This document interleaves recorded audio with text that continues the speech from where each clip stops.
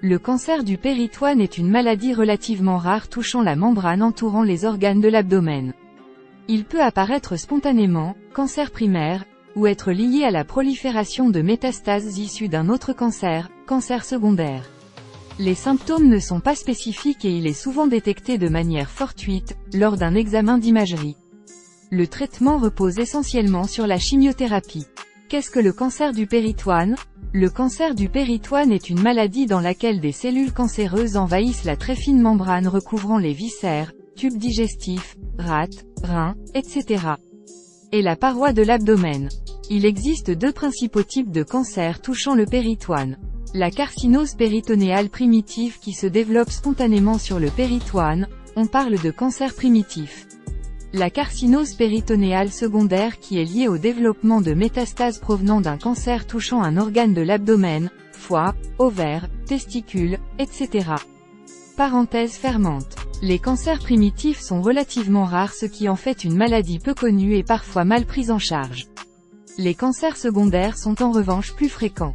Qu'est-ce que le péritoine ? Le péritoine est une très fine membrane recouvrant l'ensemble des organes viscéraux, œsophage, estomac, rate, foie, vésicule biliaire pancréas, intestin, côlon, vessie, foie, etc.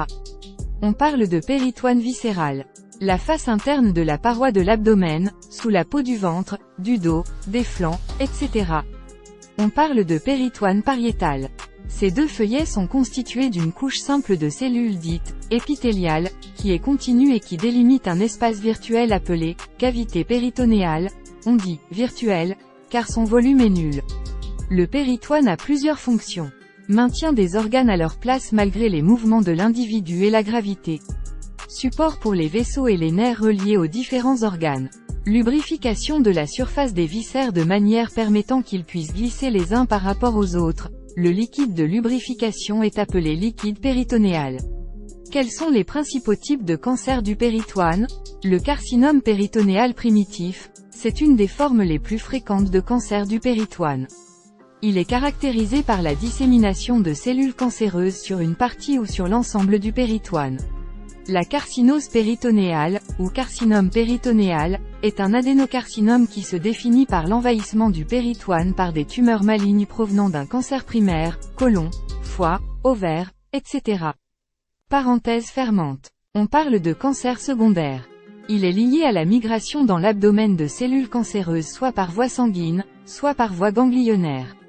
Le mésothéliome, une forme rare et virulente de cancer des surfaces mésothéliales qui peut affecter aussi la plèvre, revêtement des poumons, le péricarde, le revêtement du cœur, ou la vaginale, l'enveloppe entourant le testicule.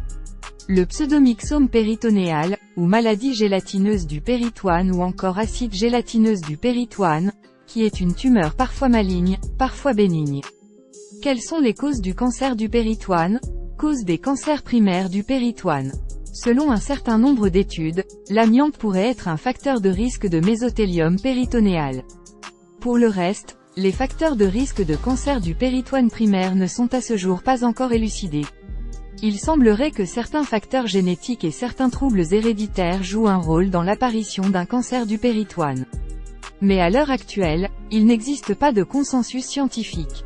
Cause des carcinoses péritonéales, cancer secondaire du péritoine. Le facteur de risque de carcinose péritonéale est le cancer à l'origine des métastases.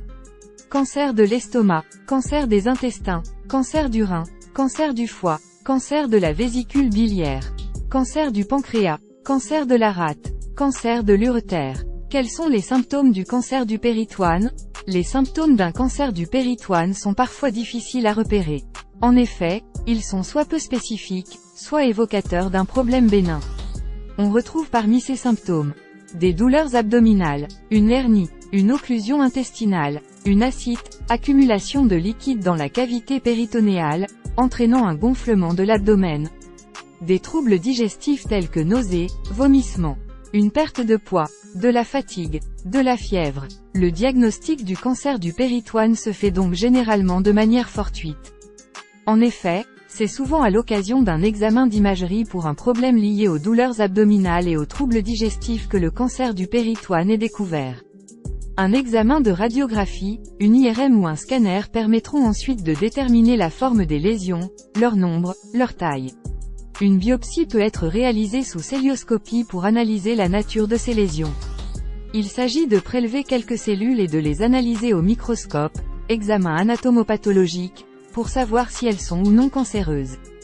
En cas de résultat positif, le laboratoire pourra déterminer le stade du cancer ainsi que son type et son grade. Ces dernières informations sont indispensables pour la mise en place d'un traitement adapté. Le traitement du cancer du péritoine repose en premier lieu sur la chimiothérapie. Celle-ci peut être administrée soit par voie orale intraveineuse, action systémique, soit localement, on parle alors de chimiothérapie péritonéale. Chimiothérapie péritonéale. Ce traitement va avoir une action localisée, uniquement sur le péritoine. Il consiste à déposer le produit dans la cavité péritonéale, au contact du péritoine, afin qu'il exerce ses effets directement sur les tumeurs. Deux types de techniques sont proposées pour la chimiothérapie péritonéale. Le protocole CHIP. Le protocole PIPAC. Le protocole CHIP, chimiothérapie hyperthermique intrapéritonéale. Le protocole CHIP est une intervention relativement longue et lourde. Elle est proposée quand le nombre de tumeurs est limité. Elle consiste à retirer dans un premier temps les tumeurs à la pince, une par une, on parle de cytoréduction.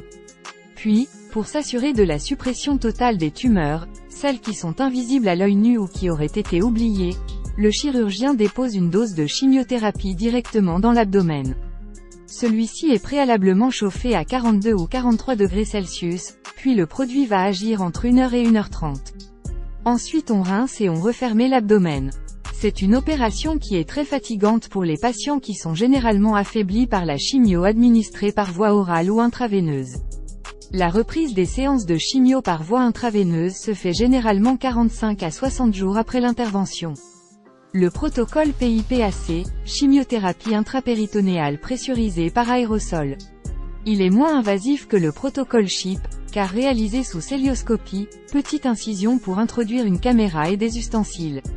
Il consiste à vaporiser le péritoine avec un produit de chimiothérapie, aérosol, ce qui va permettre à la molécule d'agir localement et de manière plus efficace. Cette intervention sera réitérée toutes les 6 semaines en alternance avec une chimiothérapie par intraveineuse. Parfois, une CHIP peut être réalisée pour compléter un PIPAC, une fois que cette dernière a permis de faire régresser le cancer. Dans 60 à 70% des cas, ces techniques de chimiothérapie aboutissent à une régression du cancer. Effets secondaires des protocoles CHIP et PIPAC. Troubles intestinaux, diarrhée, douleurs, qui peuvent être prises en charge avec de la morphine si elles sont intenses. Radiothérapie. Le recours à la radiothérapie reste exceptionnel, traitement palliatif, prise en charge des symptômes gênants, renforcement de la chimiothérapie, facilitation de la chirurgie. En cas de carcinose péritonéale, le traitement proposé pour soigner le cancer primitif à l'origine des métastases va agir sur les tumeurs secondaires, mais de manière limitée.